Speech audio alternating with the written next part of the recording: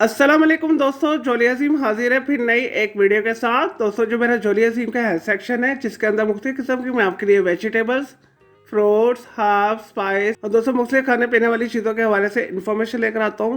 आपको यूजेस बताता हूँ, आपको बेनिफिट्स बताता हूँ, आपको न्यूट्रिशन फैक्ट्स बताता हूँ, आपको साइड इफेक्ट्स बताता हूँ और दोस्तों साथ साथ में ही मैं आप लोगों के लिए रोज़मर्रा ज़िंदगी के अंदर इस्तेमाल होने वाली खाने पीने वाली चीज़ों के हवाले से भी वीडियोस लेकर आता हूँ। और दोस्तों साथ में ही मैं आप लोगों के लिए मुख्तलिफ बीमारियों का बहुत ही आसान इलाज, रेमेडीज और टोटके बताता हूँ। दोस्तों आज मैंने आप लोगों के लिए पेट और आंतों की गैस के हवाले से बहुत ही आसान 3 रेमेडी को सिलेक्ट किया है। दोस्तों इस रेमेडी के मल्टीपल फायदे हैं और दोस्तों ये रेमेडी जो है बदहजमी को दूर करती है, खाने को हजम करती है। और दोस्तों कई अफराद को ऐसा होता है खाना खाने के साथ ही पेट फूल जाता है, पेट के अंदर गैस हो जाती है और उनका मैदा डिस्टर्ब हो जाता है।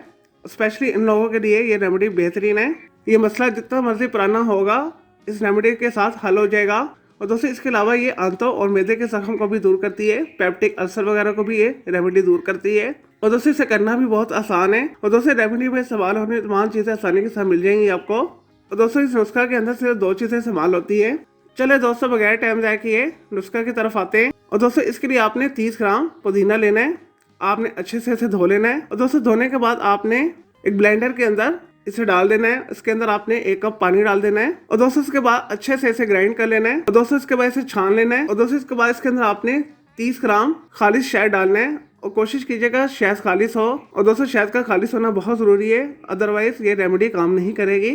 चीनी से बना हुआ ना खालिश शहद आपने नहीं खरीदना, आपने किसी अच्छी कंपनी का शहद खरीदना है। और दोस्तों इसके बाद आपने इसे मिक्स कर लेना है।